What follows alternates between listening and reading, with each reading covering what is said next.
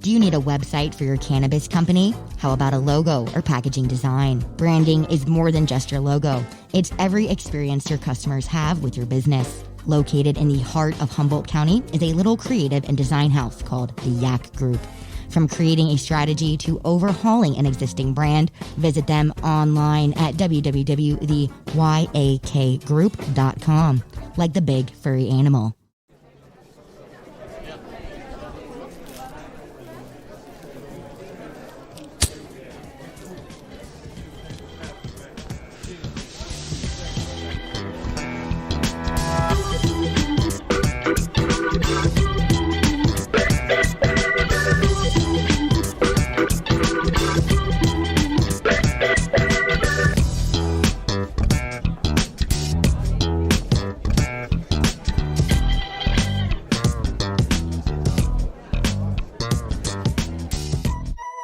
Hey everyone, and welcome to the Deadhead Cannabis Show.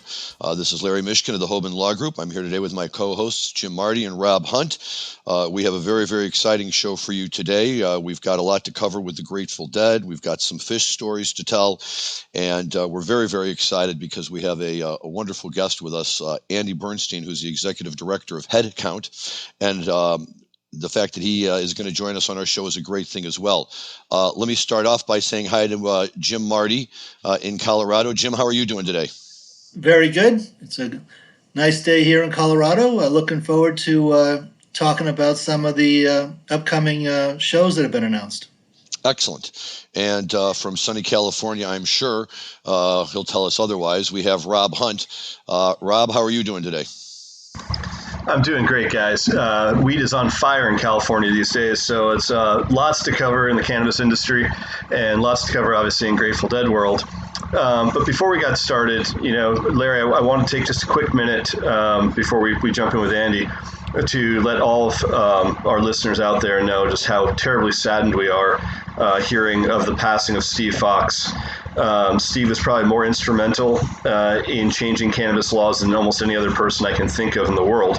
Co-author of Amendment 64 in Colorado, the founder of VS Strategies in Colorado with the Vicente Steerberg law team, as well as being, kind of our lobbyist on the ground for the entire industry in DC for, going on 10 years now. I've had a chance to get to know Steve pretty well. I think Jim did as well. And anyone that spent time with Steve will tell you that he was a spectacular person.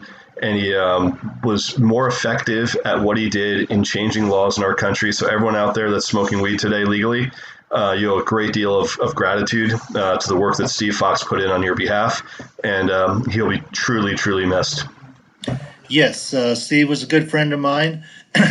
Quick Steve Fox story that I had heard is back in the early 1990s, there was virtually no legal marijuana anywhere in the United States. And he and another fellow were walking across the mall in Washington, D.C. and brainstorming and said, hey, what about a medical angle?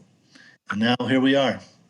Yeah, and if you read, he co-authored a book that was called Safer that really encapsulated what his belief was relating cannabis as how safe it was by comparison to alcohol, and why is it that alcohol companies, everyone's pushing alcohol in this country when there's a safer alternative out there, and it's been right in front of us the whole time. So if anyone out there has not read Steve's book Safer, I encourage them to do so.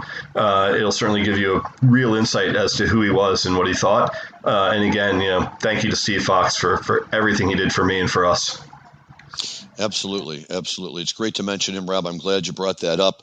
I'm not as familiar with all the stuff that you've been talking about, but I do know enough about this industry to know that I liked Steve because he was doing a lot of good things for the industry, but he put the industry first. He wasn't a self-promoter. He wasn't out there to make a fame and fortune for himself. He was more concerned with the true underlying goals that we're all working for on a regular basis, and it was because of the groundwork and the stuff that he did that we are where we are today. Jim, that's a great story about medical coming out of nowhere, and there's a lot of patients out there who I'm sure are eternally grateful for that brainstorm that he had at that particular moment. Yes, very good. So on more happier notes, the second weekend of Playing in the Sand has been announced. which is great news. My only concern is that it's going to be sold out again, before I can get to my computer to re-register. It's just amazing to me how quickly the first one sold out, because in past years, although I've always known it to be a popular event, I didn't necessarily know it to be, like a must-see type of event, given how much Dead and Company was otherwise touring. But if you think about it, this is going to be the perfect situation, right? Everybody breaking out of the pandemic, a chance to go to Mexico, a chance to see the Dead, a chance to hang out and, really get out of your system. I guess it shouldn't be surprising at all that it sold out so fast. Well, we'll see. So I was waitlisted last week, so I should have priority for this next go around. Larry, were you waitlisted as well? I was. So we'll see. Yep. If it happens, it happens. If it doesn't, doesn't. Maybe we'll be able to get press passes and do the Deadhead Cannabis show down there. That would be fun. I'd love to interview Big Steve. Yeah, that would be great. He's an exciting guy. Look, just to be somewhere nice and warm and have a chance to go see the boys standing in the sand. The closest I ever got to that was my first Dead show ever at the Ventura County Fairgrounds, which is practically on the beach, but not quite. But close enough that you could see the ocean in the background over the stage if you looked carefully, when Jerry was bending in a certain direction or something. So I was always inspired by that and always hoped to go back to that type of a situation. So that would be a lot of fun. Another musical note, and it's just rumors at this point. I think it's firming up that we might get as many as 5 Fish shows over Labor Day. 5 shows over 7 days is the rumor. Okay. Well, that's a great segue, because if we've got someone out there that might know the answer to some of these questions, let me introduce to you our guest this week. We've got Andy Bernstein, who, as Larry mentioned earlier, is the executive director of Headcount. Andy and I have been buddies now for quite a few years, and I did a lot of work with Headcount back when I was kind of coordinating a lot of major festivals, where I was the person that was, moving people in and out to decide where their tents were going to be located. So not necessarily with Andy directly, but with the Headcount team for multiple years. And they're always one of my favorite organizations to work with, because their message was so unbelievably positive of let's get people in the music industry, our fans of music out there and registered to vote. So when you want to think about how to change the tide of cannabis legislation, there's no better group to do it than fans of jam band music, and primarily Andy's organization would work with a lot of the biggest jam bands and all the biggest festivals. And at the time, I think, Andy, you shared an office with the Relics team. Is that right? Back in the day? Back in the day, as in until the pandemic. Yeah, we've been there for 10 years, and in Manhattan. Pete Shapiro, who owns Relics, and among many other things, is our board chair. So we've been working out of that space for over a decade. Which means that Andy has always had his finger on the pulse of everything that's happening in jam bands, whether it's in New York at Brooklyn Bowl or at the Portchester Capitol Theater or at any major festival. So I don't know, Andy, can you confirm Jim's rumor that 5 nights in Colorado at the end of summer? The only thing I can confirm is if it happens, I'll be there. That's all you need to know. Awesome. Well, Andy, why don't you tell us a little about Headcount? Because I know you've done a really cool Cannabis Voter initiative, and we'd love to hear more about it and love to hear how we can get involved and how we can broadcast more information to our listeners, not just on this podcast, but on others. Whatever we can do to be supportive, tell us what you got going on. We'd love to hear about it. Sure. Thank you, gentlemen, for having me on. I really do appreciate it. And it's great to be able to talk about this topic, because a lot of people know Headcount but might not know the Cannabis Voter Project, which is a really important initiative of ours. For people who don't know us at all, so Headcount, we started back in 2004. We were inspired by a Hunter S. Thompson quote. He said, if every deadhead in Florida had voted, the world would be a different place. That was talking about the 2000 election. And so we started, with very humble, kind of vision, where it was like, well, let's get people going to the same concerts that we're going to voting. And I reached out to my friend. I had the idea. I reached out to my buddy, Mark Bernstein, who a lot of your listeners probably know, who have the Disco Biscuits. Mark and I grew up together. And so we started it together. And within about a month, we were reading that Bobby Weir was kind of talking a lot about voting, and it had become important to him. So we got Al Schneer of Mo involved, and Al reached out to Bobby, and Bobby joined our board of directors. So one of our real founders is Bobby, as well as Peter Shapiro, folks like Andy Gadiel from Jambase, Jonathan Schwartz, who a lot of people know from Fish Radio. We were all friends, and we just kind of got this together and said, all right, let's get people voting. So that first year, 2004, we were all volunteers. Honestly, we didn't know what we were doing. And we registered nearly 50,000 voters that year. And we shot commercials, public service announcements with the Dead, who were touring that summer with Warren Haynes. And we got those on network TV. We also had Dave Matthews and Trey Anastasio in them. And that was year one. It was like crazy. It was like, oh my God, what did we just do? It was really like kind of nuts and very, in the Grateful Dead spirit, like very, very grassroots. But we were at every Dead show that summer. We'd send people around in a van. The Rex Foundation gave us our first grant to help pay for that. And we just started growing the organization from there. This past year was our best ever. Even though there were no concerts, we did it all digitally. We registered over 400,000 voters, and we registered our millionth voter total. And then, as you mentioned, another thing we started was the Cannabis Voter Project, and that started, I think, in 2018. Just with the basic idea that, hey, let's do in the cannabis world what we've done in the music world. We know that cannabis voters have a lot at stake, and that cannabis voters are a voting bloc that maybe people don't recognize. People know, like, there's gun rights voters or anti-gun voters or all those blocks. What about the cannabis voter? We have more at stake in this than anybody because, voting on referendums or the legislators who will support cannabis is the difference between it being legal and not being legal. It's a difference between potentially going to jail for consuming a healthy plant or not. So we started a website called cannabisvoter.info, and it lists where every member of Congress stands on 7 different cannabis issues. You can also register to vote there, and you can speak out directly to to a legislator. We encourage people to just ask people where they stand and have that dialogue. And you can do it with your state and local elected officials who will actually usually answer their emails themselves. And you can do that on our website. So cannabisvoter.info. We work with a lot of different brands in the cannabis industry, just like we work with a lot of different bands in the music industry. The model is really similar, and it's just been really exciting to watch it take off. This is great, Andy. Let me ask you a question, if I could. Given the current political climate that we live in, and how the issue of access to the ballot box is a very hot button political issue right now, as we see going on in a number of states. My experience with you guys is you've always been fiercely nonpartisan, with the goal of getting anybody, getting registered voters to vote. Has this friction that we've been seeing, has that worked against your efforts? Has it helped your efforts? What can you tell us about that? That's a great question, and thanks for asking, Larry, because I think kind of what you allude to is that this has become a very partisan fight, and we find ourselves in sort of 2 contradictory spaces. One is that we are fiercely nonpartisan. We're not taking sides. Our message is vote. Doesn't matter who you vote for, vote. Then we see that there are actors who are acting against the thing we believe in, which is voting. So it's like, how do you not take a side when it's the thing that that your mission is all about? Right. But if you dig down deeper, what you can see is that there is room for bipartisan dialogue, and it's never been more important than ever.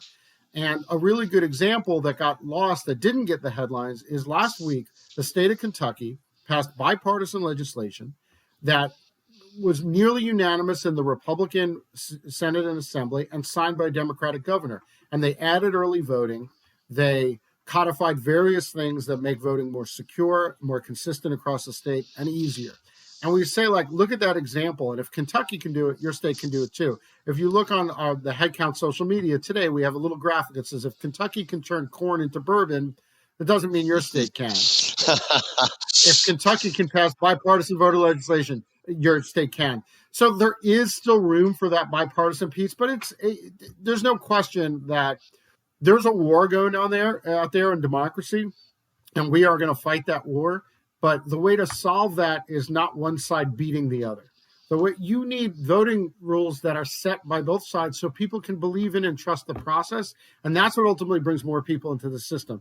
And whether it's cannabis voters or Grateful Dead fans or whoever it is, we really do believe that when the sides get together and have reasonable dialogue, that's when democracy grows. That's what we're fighting for. Yep, very good. Always seeing your tables and booths up at Red Rocks, and I think you do a great job. What do you do to vet the people who sign up to vote, to make sure they're legitimate voters, they're eligible to be voters? Well, I want to give a shout out to our Colorado volunteers, especially Marjorie Ellis, who was probably at one of those tables that you saw. And at Red Rock, sometimes they have us all the way at the top. So we have to walk all the way up there, and people walk, and we still register a ton of voters at Red Rocks. You know, in terms of like vetting, like that's really more of a state's job. What we're doing is giving people the form to fill out. And we don't really have any issues with, we're very, very careful about how we work with the states. But it's up to the individual voter. I mean, you're swearing an oath when you register to vote. You're swearing that you're a citizen. You're swearing that you're over 18, unless you're a state where it allows you to register sooner than that. You'll be 18 by election day, that kind of thing. So our bigger concerns more so are, vetting volunteers is really important. And we've had a really great run. Sometimes I think we're really lucky. We've had thousands and thousands of people volunteer for head count. And the number of people who did the wrong things was very, very few. Sometimes people drink and things like that and get kicked out. And that happens like maybe once every 2 years. We haven't had anybody try to use the voter system incorrectly. Like that's never happened with our volunteers or anything like that. And ultimately, like anything in the Grateful Dead world, it's about community. It's about a shared ideal. And there's always going to be, somebody who is a little less ready to contribute, we'll put it that way. But our experience is really positive. Our experience is that, at every Grateful Dead or Dead and Company show, we have a head count booth. And we also have something called Participation Row, which is where all the nonprofits come together. And we organize that with an organization called Reverb. And I tell you, we've had hundreds and hundreds of volunteers, thousands of fans. We give away free pins. People can win a guitar signed by the band. And it is the most wholly positive thing we've experienced as an organization is being out on the road with Dead and Company. So it almost restores your faith in humanity, how much of a good run we've had. Let me ask you this, if I can, really fast, Andy. I understand what you're saying about, and I love the idea about, getting people out there to vote, especially by emphasizing the importance of the impact they can have on cannabis laws in this country. My question and my concern is that as these states one by one start to go legal, do we lose the cannabis voters? In other words, how do we keep them engaged and part of the program after they've accomplished what their primary goal seems to be? Yeah, it's a great question. And the answers are that once a state legalizes, the battle just begins, really. And there's so many things going on. For instance, right now, there's a lot of talk about potency caps and limiting potency to 10%, which is below what a lot of medical products are. We just had an election in Grand Junction, Colorado, which for the first time is going to have retail, recreational, because it passed on a local referendum. Right now, you have the U.S. government or the Postal Service banning the mailing of vape cartridges. So there's always issues that are happening. And in my home state, in Jersey, we just passed legalization, but it's at the individual municipality level. So my next job is to lobby my local mayor in my small town and be like, hey, this would be great for the town. It would be really great if I didn't have to drive very far to get cannabis. So that'll be my position. My very sophisticated political view is I don't want to have to drive very far. So, we got to make our voices heard. And it gets down to like the power. Grow your power is kind of our slogan. And it's like, we know we're everywhere. Deadheads are everywhere. Cannabis users are everywhere. More than 60% of Americans support, adult use legalization. So we just got to make our voices heard.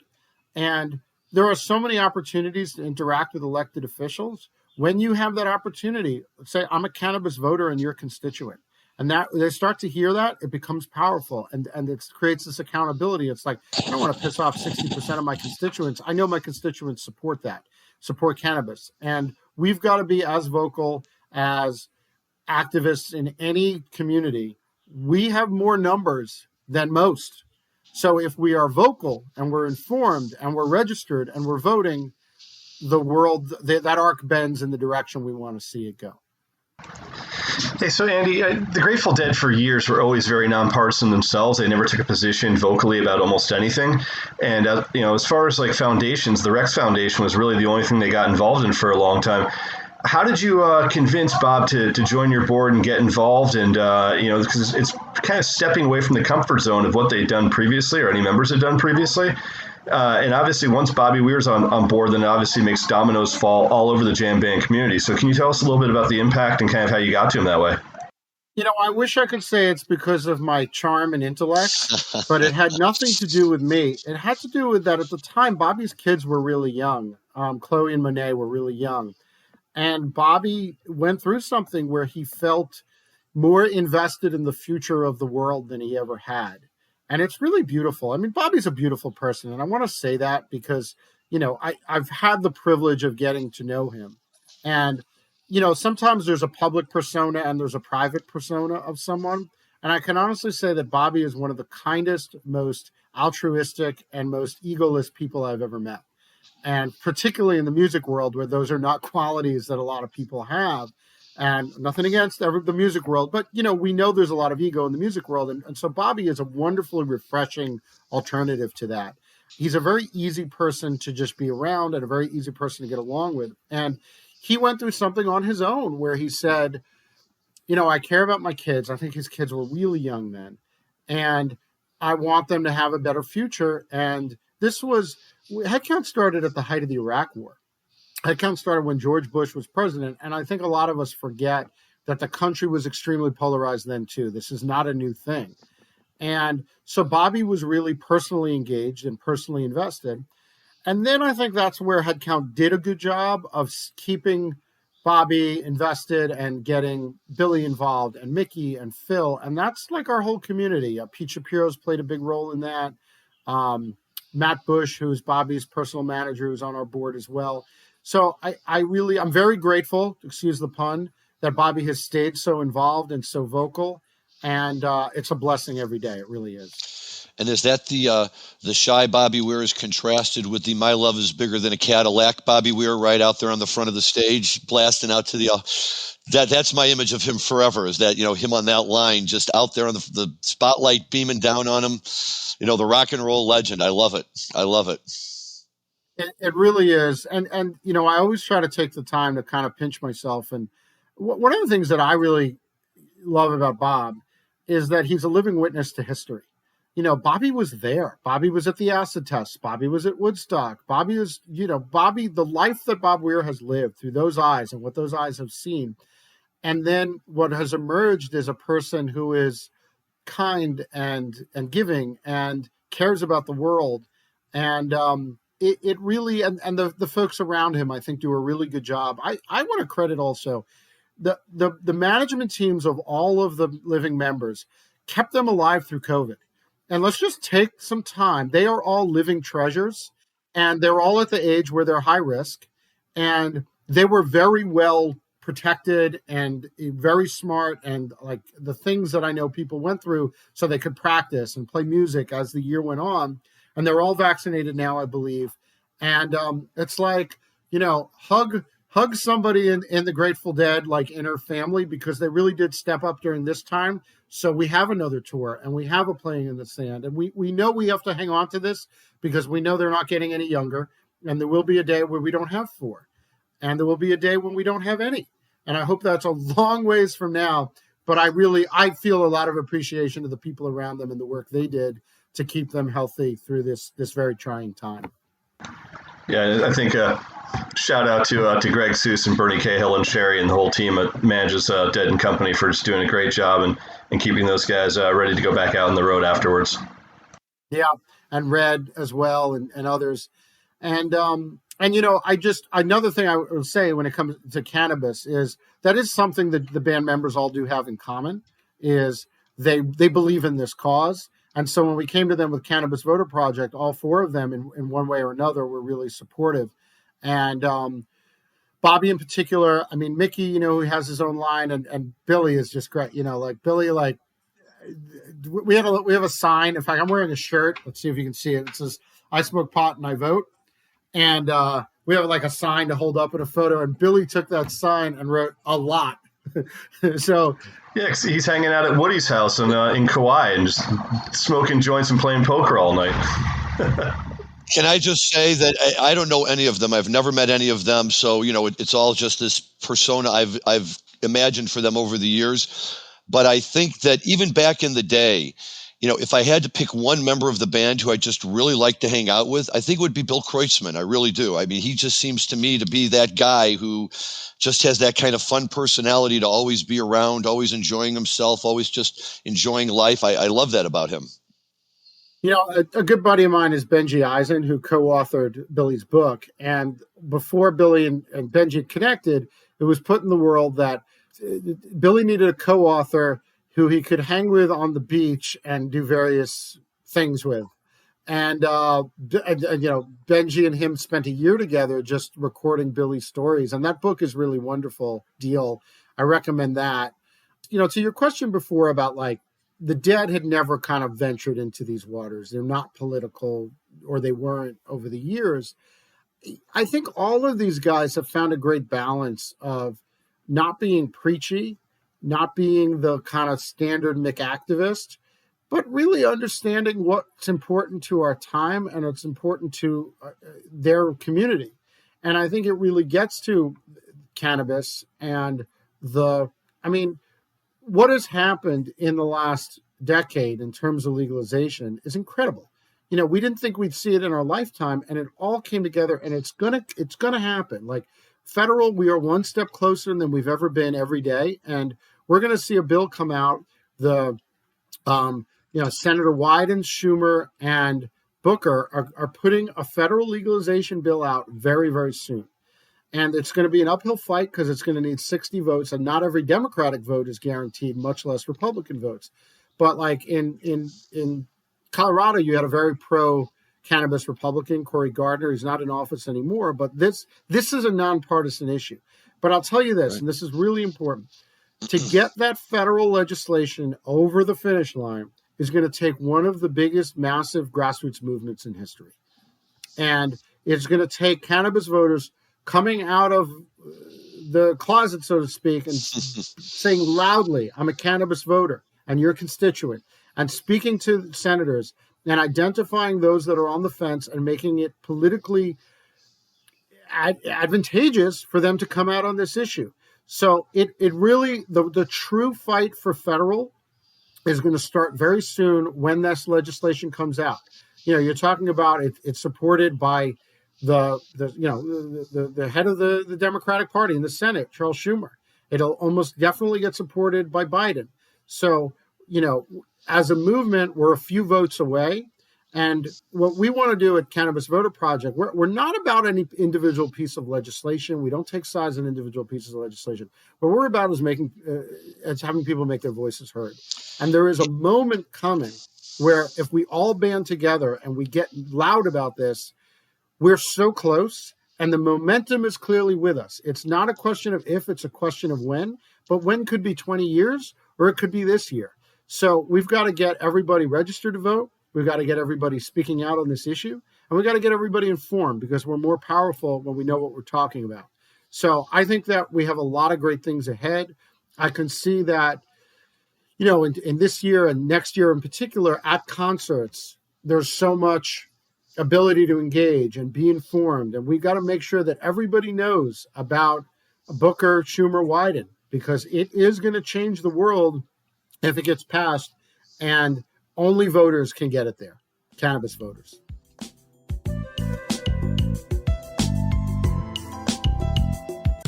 Hey, y'all, I want to talk about what you put your weed in. Cannabis packaging can make or break your brand in a competitive retail environment. That's why you need a partner like Gold Leaf Print and Packaging. The team at Gold Leaf Print and Packaging are experts at digital printing and use the latest in technology to print foil and varnish directly to your packaging. Head to www.goldleafpackaging.com/grow and mention Hotboxing in Humboldt to receive 10% off your first order. Yep, very good. Just to swing it back to the members of the Grateful Dead, how's Phil doing? He's 81 now. Is he going to get out this summer and do some shows, you think? Well, it's a better question for my buddy Peter Shapiro, who is always working with Phil and is kind of Phil's personal promoter. It's certainly my understanding that we haven't seen the last of Phil. And we've even seen Phil perform some backyard sets during COVID. He contributed some terrific music to a live stream that we did. with Live for Live Music earlier this year. So I am optimistic. I don't think we're at the end. And Phil is he may be 81 years old, but his spirit is younger. So I don't think we've seen the last of Phil. So, Andy, it's hard for me to have you on this show and not tell a story that kind of ties the Grateful Dead together with cannabis, which is 5 years ago, you called me up right around this time in the spring and said, hey, Dead and Company did their New Year's show in 2015. And if, Larry and Jim, you guys probably remember, a couple of people got into a joint and flew over the audience and threw out roses and threw some other stuff into the audience. Well, that joint got donated to Headcount, and Andy called me up and said, hey, Rob, I'm going to try to auction this thing off. Would you start the bidding process just so I can have an opening bid and, let's get this thing going? I said, yeah, I'd love to. So I threw a bid out. I thought nothing of it. And about a month later, he calls me up. He goes, hey, man, we never really got this thing off the ground. You won. I said, you're kidding me. He's like, yeah, so can you make the check out to Headcount and send it my way? And I was like, all right. So over the next couple of days, we were trying to figure out how to get the joint. I think it was in Mickey's storage unit in Novato, California. We were trying to figure out how to get it back east. But I'm calling every person I used to be on tour with going, guys, you won't believe this. I just bought the joint that was, being flown over the audience at Dead & Co.'s New Year's. Anyway, fast forward about a month, and Andy had the honor of calling me back again and saying they'd changed their mind and they were going to keep the joint. And I was like, what are you talking about, man? Like, I was going to put this thing in parades. I was going to, have it in 4th of July parades. I was going to have it, I was going to, mount it onto a golf cart. Like, we were going to put it hanging as a Calder mobile in the office. I had 1,000 things I wanted to do with this thing. But that was, for me, the first time that really married the fact that the Grateful Dead were super pro-cannabis. And I was so stoked at that time that, for a brief moment, I thought I had the joint. And Larry, that was when you and I first met. And I told you the story of going, I just bid on and got the joint, which to this day is still one of those really funny stories. I wish I had the joint. So, Andy, I got to ask you, where's the joint, man? I don't know. I'll tell you what happened. What happened was that the online auction page wouldn't allow us to do it because it was a cannabis reference, which is kind of ridiculous. But that was where we were at. And then we wanted to just get it to you. And it wasn't our choice. I would have loved for you to have it. But, I think we can probably try to dig that up again. It was sort of on the minds of a lot of people back then. And now I think sometimes 5 years later, things have a whole new life to them. But it was super cool. I mean, it was it was literally a flying joint. It would have been an awesome thing to own. And I want to get it to you. Sometimes, I don't know, a lot of decision makers in these worlds. I think that they had really wanted to auction it. And then when they couldn't, they sort of was like, all right, we'll just hang on to it. Didn't they have a burning joint on closing Winterland at the show at Winterland? And now flying in on a burning ember of marijuana, and they had somebody coming in on a joint at that show. So maybe they repeat it every few years. It works for me. Well, I think it was Bill Graham. Yeah, that sounds right. At a New Year's show I was at, I remember that.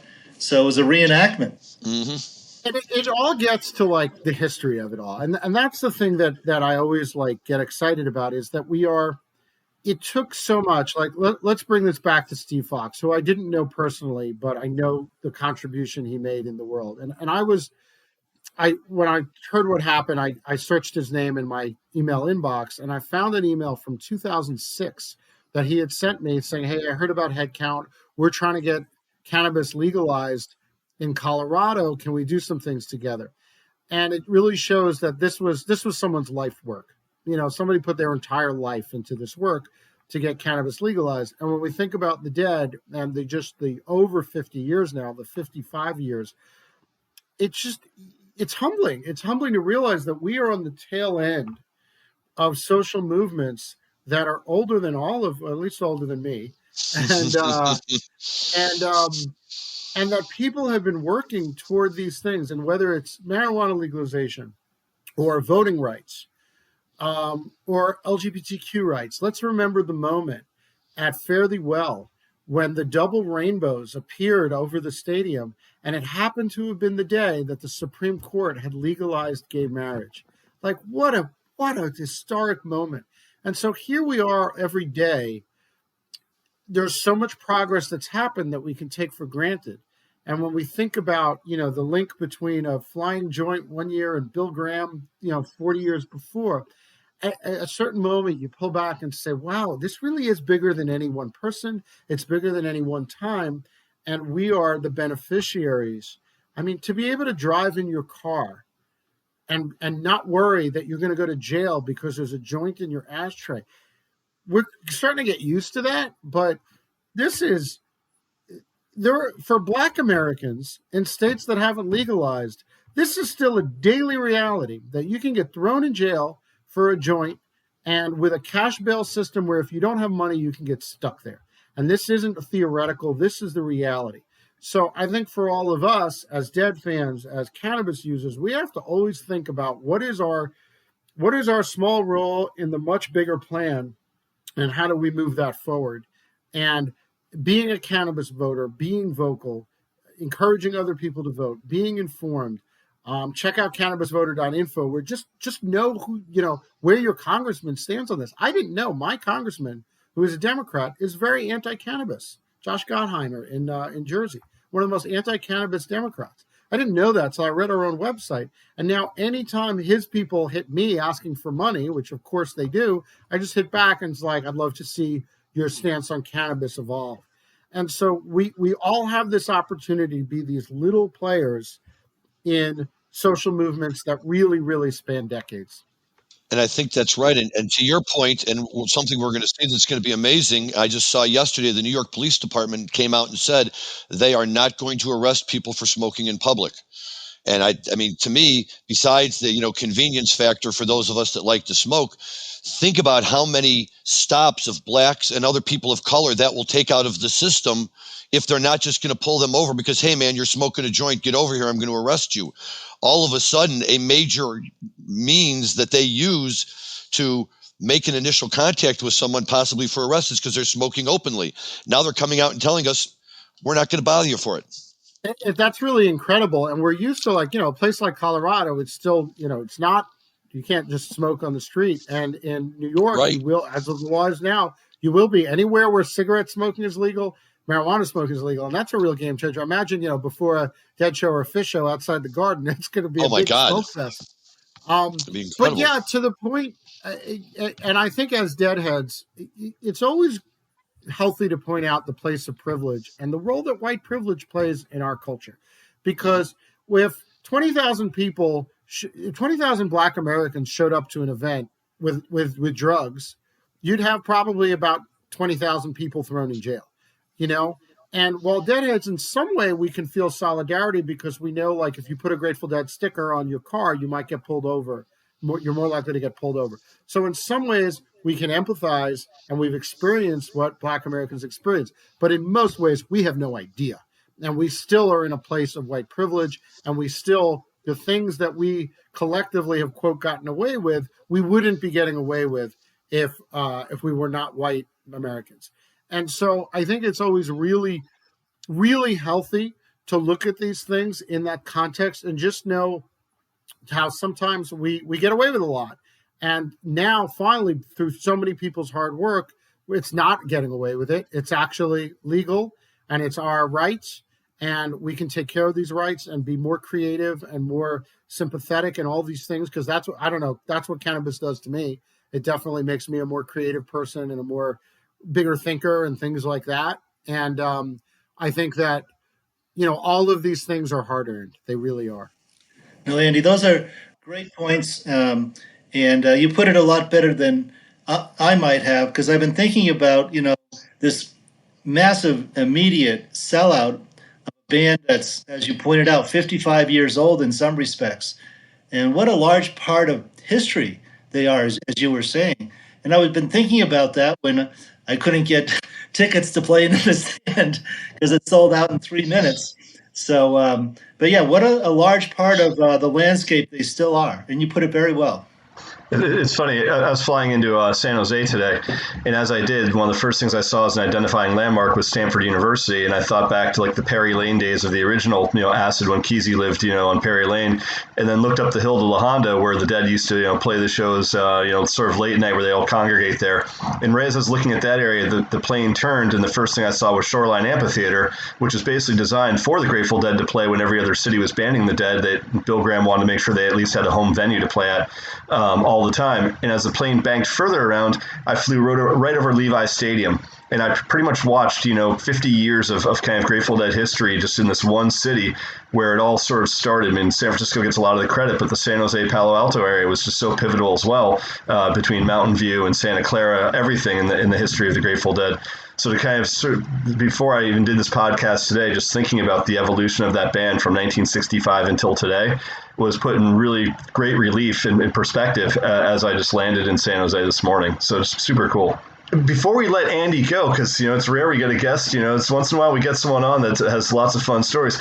I gotta ask, man, growing up with Brownie, what was that like? Obviously anyone that's a Bisco fan out there knows that band's somewhat nuts, but to actually have childhood stories of running around with that guy in high school, I gotta think that there's probably tons of stuff you can't say, but just quick synopsis of growing up with Brownie.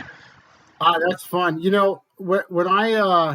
When I met Mark, so Mark went to a high school called Poly Prep, which is the top private school in Brooklyn, and I went to a public school. And I met Mark through a mutual friend when we were in high school. And Mark was he's not the Mark Bernstein that people know today. And then he went to Penn and got into the music. He and I, there was really a moment where we became close. We hung out a bunch because of a mutual friend. But where we became close was at the Fish Show at Sugarbush in 1995. The Disco Biscuits had just started, and my buddy Lockhart Steele and I had just come up with the idea of doing a book about fish called The Farmer's Almanac. It was that weekend we really started formulating the ideas, and Mark and I hung out, and we just had this common vision. We'd hung out, we'd grown up together, we were friends, but we had never sort of melded around the things that were most important to us. And it was becoming like music and the community and the jam scene that probably didn't even have a name back then and all that. And I remember realizing that Brownstein and I were just let's just say our brains were pretty scrambled and kind of came together. And from there, one of the great privileges of my life was to have a real front row seat for the evolution of the Disco Biscuits and watching a band go from a bar band that mostly played covers and had a few originals to a really successful touring band that has had an over 20-year run of touring big rooms nationally. And watching that come together and watching the Biscuits community come together. And watching Burko take off as well. Burko, and here's something cool to know. For people who don't know the Biscuits inside and out, there are so many people around the Disco Biscuits in that inner circle who've done incredible things. There's a guy, Steve Martosi and Jared Hecht, who started an app called GroupMe. And then Martosi helped start something called Splice, which is a music sharing and sampling app. There are so many people like that in the inner worlds of Disco Biscuits. Dan Berkowitz has started CID Entertainment. So people think of the Disco Biscuits as this druggy band, very edgy, people get in trouble. I'll tell you what's really going on. The smartest people I've ever met, you'll find backstage at a Disco Biscuit show. That inner circle has accomplished so much. And I'm probably forgetting other people. There are great artists and great entrepreneurs, and as I said, and all of it. So I'm really grateful, and Mark's been an amazing partner in growing headcount. He was the chairman until very recently when Pete Shapiro took over. So, we have a lot of crazy stories, but the craziest story of all is that we pulled this shit off. We were talking years ago, 25 years ago, he's going to start a band. I'm going to write a book. We wanted to make a contribution to this scene. We saw this scene come together and we loved it. We loved being a part of it. We both wanted to not just be in the passenger seat, but be adding something to it. And what he's accomplished musically, what Lockhart Steele and my buddies accomplished with the Farmers Almanac 20 years ago, and then what we've been able to do with head count, it's just really, we're really blessed to have this community to be able to do these wacky things in. No, I think that's absolutely amazing, and I love your history with that. And we didn't even have a chance today to touch on the Farmer's Almanac, unfortunately, because notwithstanding the fact that we are the Deadhead Cannabis Show, Jim and I, and now Rob, since he has joined us as well, we have a strong fish side as well that we really like to explore. And in fact, I will even take 30 seconds, since we do this all the time with the Dead, to throw out, as I was driving back to my office today to get ready to tape this, I was listening to Fish Radio, and they were, Jonathan Schwartz, of course, who you just mentioned before, was spinning a show, his first show, he said, 28 years ago in St. Louis, my hometown, April 14th, 1993.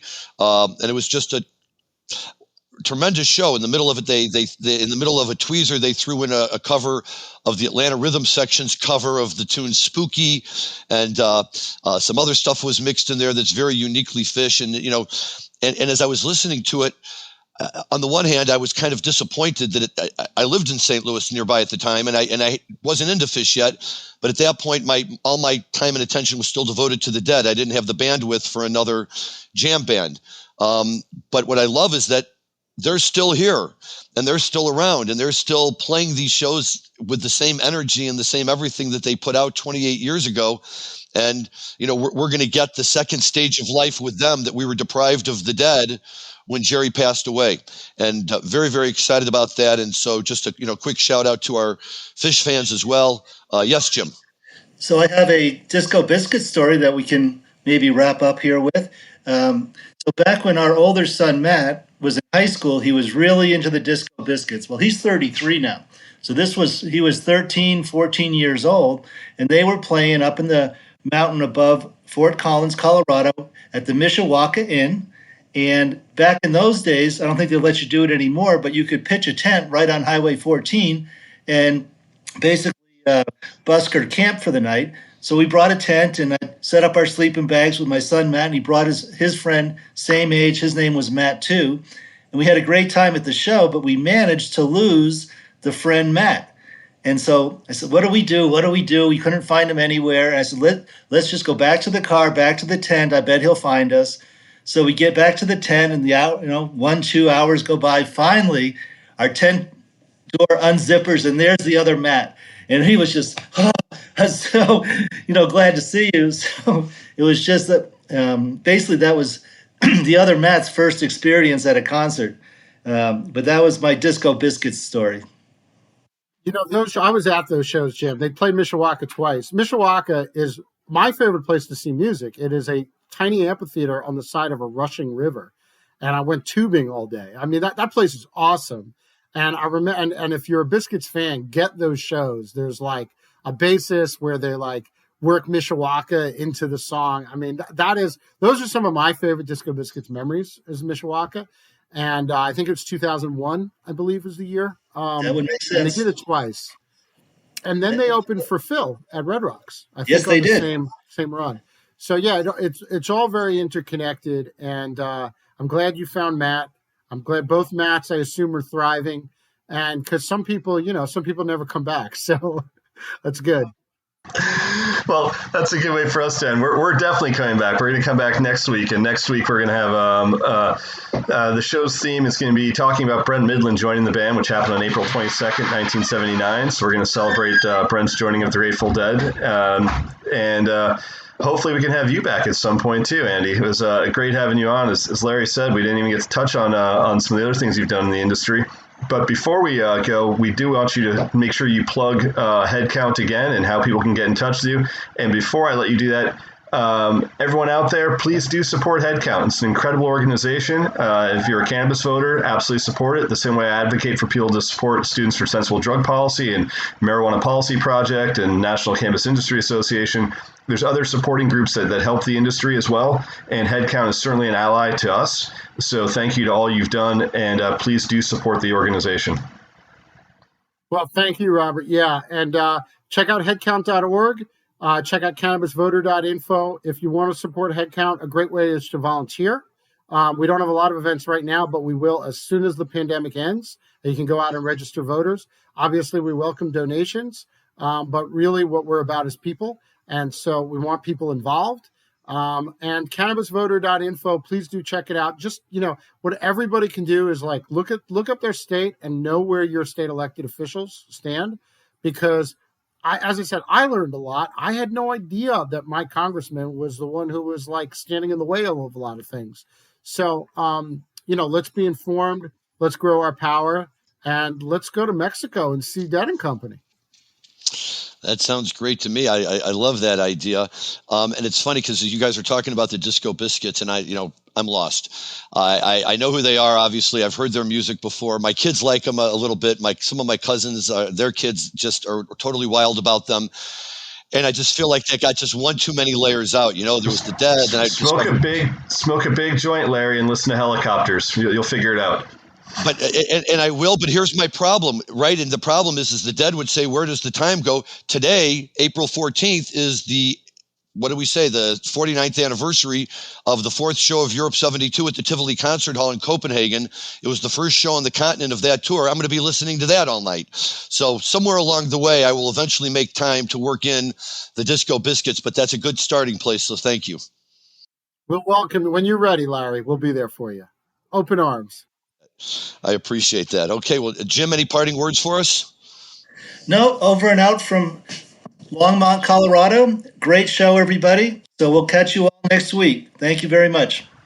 Same thing. Everyone have a great week. Andy, thank you so much for coming on today. And hopefully we can get you to convince Pete Shapiro to come on with us one of these days as well, or some of the other guys. But we would love to have some other guests that are in the office you share. But thank you so much for spending your afternoon with us. And until next week, everyone.